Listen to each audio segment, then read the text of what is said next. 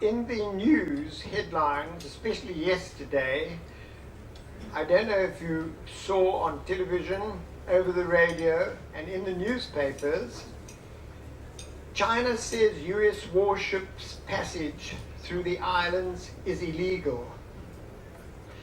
Guided missile destroyer USS Lassen sails the island passage in the South China Seas.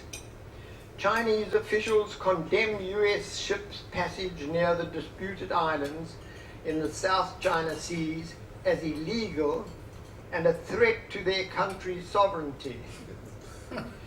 China's foreign ministry said Beijing would resolutely respond to any country's deliberate provocative actions. And finally, China is not frightened of war with the US, the Chinese media.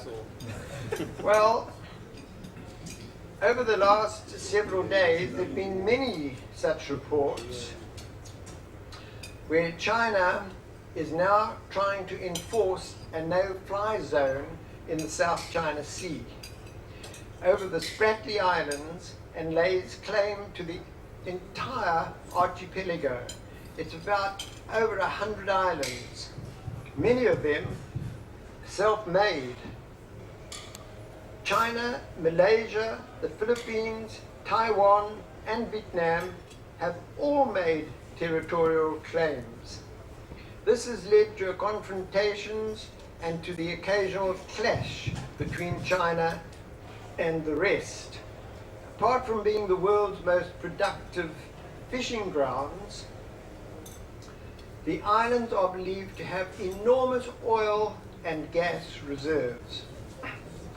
Well, during November-December 1958, I was serving as a pilot in a jet fighter squadron aboard HMS Albion, which was cruising off the coast of Singapore Island.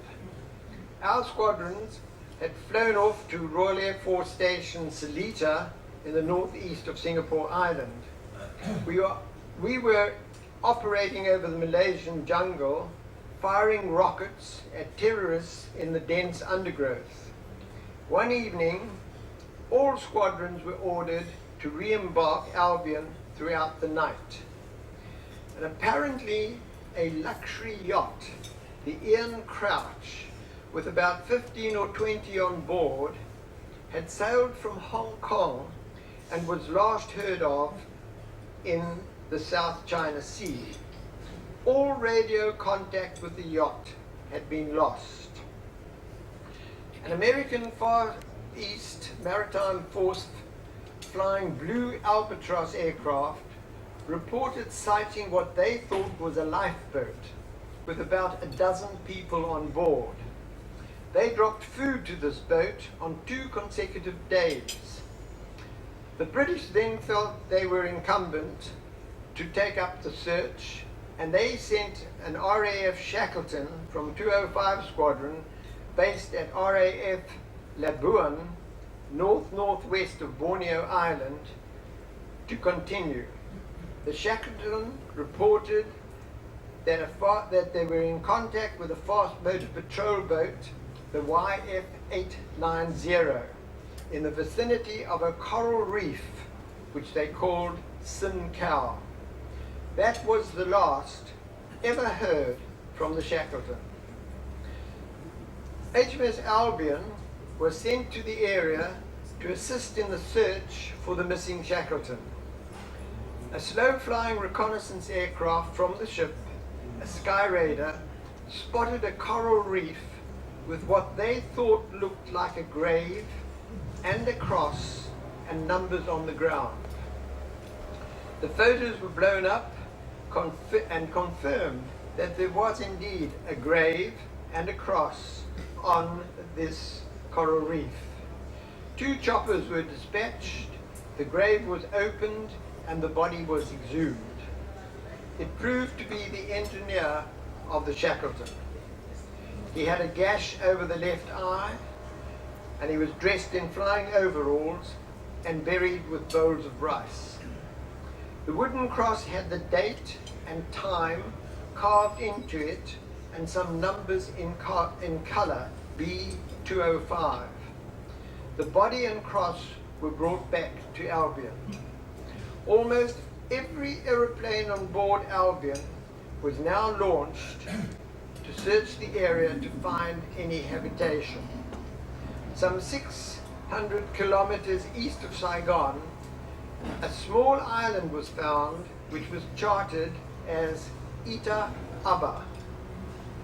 And research records that Ita Aba is part of the Spratly group of islands believed to have enormous oil and gas reserves, where China, Malaysia, Philippines, Taiwan and Vietnam have all made territorial claims. And there you can see on the map where we're talking about. Operations Department aboard Albion now swung into action. They reasoned that in the past, Ita Aba was probably on the Dutch East India trade route. With the result, the peasant natives probably spoke some form of Dutch.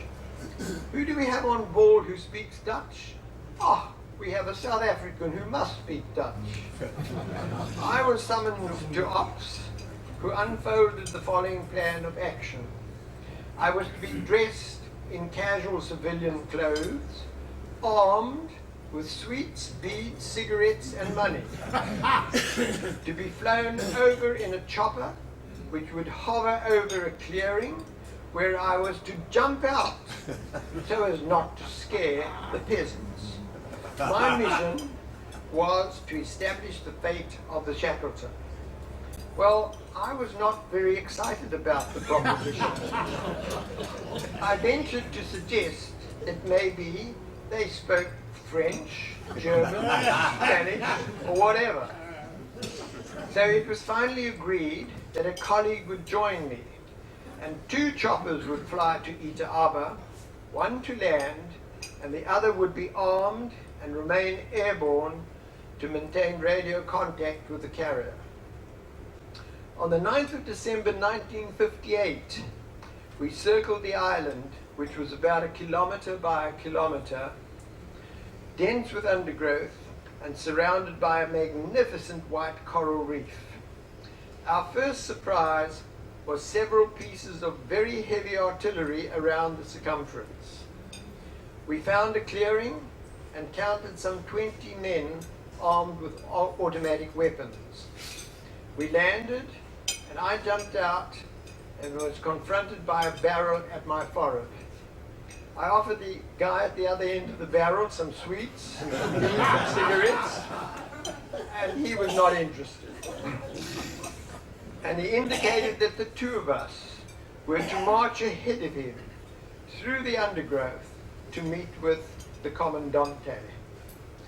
And on the way we noted 44-gallon drums, transmitting antennae, and other pieces of equipment. The Commandante was a squat little guy sitting behind an enormous desk with a 9mm Luger in front of him. About a dozen men were in the room, crouching on the floor. Most were armed.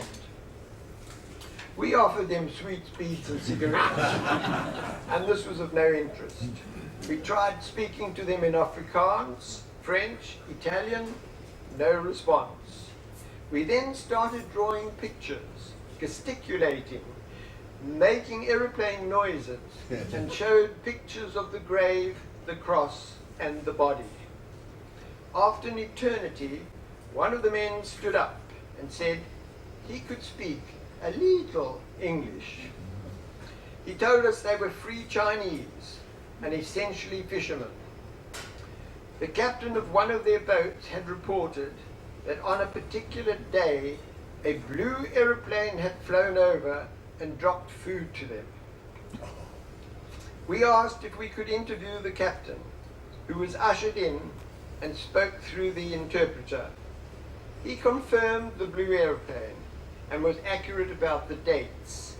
He told us that some days later, a brown aeroplane had flown over very low, and when it turned, it crashed into the sea.